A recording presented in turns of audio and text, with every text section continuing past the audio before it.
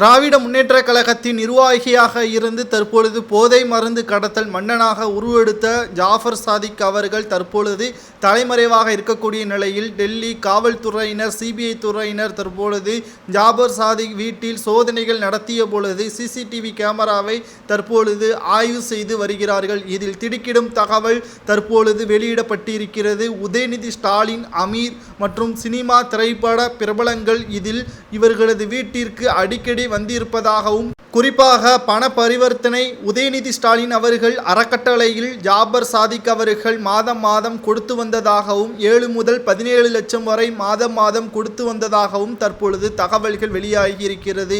இதில் மிகப்பெரிய ஒரு ஆச்சரியப்படக்கூடிய ஒரு விஷயம் என்னவென்றால், திராவிட முன்னேற்ற கழகம் ஆட்சி அமைந்ததற்கு பிறகுதான் போதை மருந்து கடத்தலை நாங்கள் தொடங்கினோம் என்று டெல்லியில் கைது செய்யப்பட்ட 4 பேர் கொடுத்த வாக்குமூலம்தான் மிகப்பெரிய அளவில் பேசும் பொருளாக மாறியிருக்கிறது.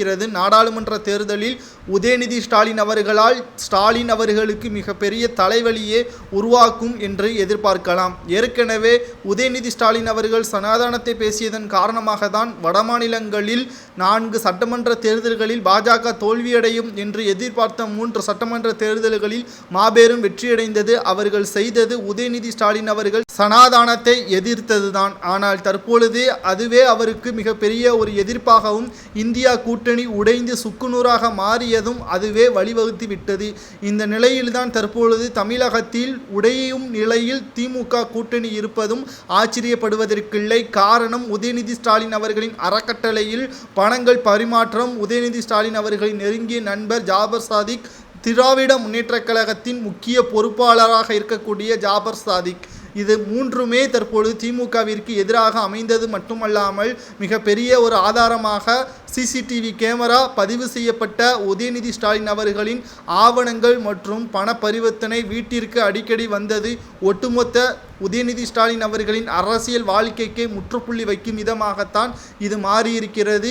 2000 கோடி மதிப்பிலான போதைப் பொருள் கடத்தல் உதயநிதி ஸ்டாலின் அவர்களின் மூலமாகத்தான் நடைபெற்றதா? பல்வேறு இடங்களில் பாதுகாப்புகள் செயல்பட்டாலும் ஜாபர் சாதிக் அவர்கள் சுலபமாக போதை மருந்து கடத்தல் டெல்லி வரை கொண்டு சென்றது எப்படி? தமிழகத்தில் பாதுகாப்பு குறைந்து விட்டதா, அல்லது உதயநிதி ஸ்டாலின் அவர்களின் அதிகாரத்தை பயன்படுத்தி கொண்டு இவர்கள் பாதுகாப்பு அனைத்தையும் தவிடுபொடியாக்கிவிட்டு போதை மருந்தலை கடத்தல் செய்தார்களா என்ற ஒரு கேள்வியையும் தற்பொழுது எழுப்பியுள்ளார் இணையதளத்தில் சவுக்கு சங்கர் அவர்கள்.